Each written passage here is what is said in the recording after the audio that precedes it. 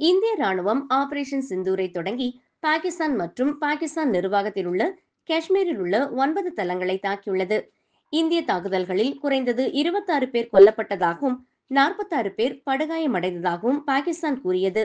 இந்திய நிர்வாகத்திற்குட்பட்ட காஷ்மீரில் சுற்றுலா பயணிகள் மீது கடந்த மாதம் நடந்த ஒரு கொடிய தாக்குதலுக்கு பிறகு பாகிஸ்தானின் இந்திய தாக்குதல் மற்றும் எதிர் தாக்குதல் அதிகரித்து வரும் பதட்டங்களுக்கு மத்தியில் இந்த தாக்குதலுக்கு புதுடெல்லி இஸ்லாமாபாத் மீது குற்றம் சாட்டியது. ஆனால் அந்த தாக்குதலுக்கு எந்த தொடர்பும் இல்லை என்று அந்நாடு மறுத்தது. காஷ்மீர் பகுதியில் உள்ள முசாபராபாத் மற்றும் கோட்லி நகரங்கள் இந்திய தாக்குதல்களின் இலக்குகளாக இருந்தன. பாகிஸ்தான் பாதுகாப்பு அமைச்சர் காவாஜா ஆசிப் கூறுகையில், குறைந்தது 5 இந்திய விமானங்கள் சுட்டு வீழ்த்தப்பட்டதையும் பல இந்திய வீரர்கள் சிறைப்பிடிக்கப்பட்டதையும் உறுதிப்படுத்தினார்.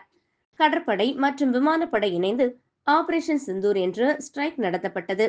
பதிலடிக்கு பிறகு நீதி நிறைவேற்றப்பட்டது என்று ராணுவம் தெரிவித்தது. பாகிஸ்தானின் ராணுவ முகாம்கள் தாக்கப்படவில்லை என்றும் பயங்கரவாத முகாம்களை மட்டுமே குறிவைத்ததாகவும் ராணுவம் விளக்கியது. ஆபரேஷன் சிந்தூர் குறித்து சூப்பர் ஸ்டார் ரஜினிகாந்த் எக்ஸ் தளத்தில் பதிவிட்டுள்ளதாவது: போராளியின் சண்டை தொடங்கிவிட்டது. மிஷன் முடியும் வரை ஓய்வில்லை. ஒட்டுமொத்த தேசமும் உங்களோடு துணை நிற்கும். ஜெய்ஹிந்த் என்று குறிப்பிட்டுள்ளார்.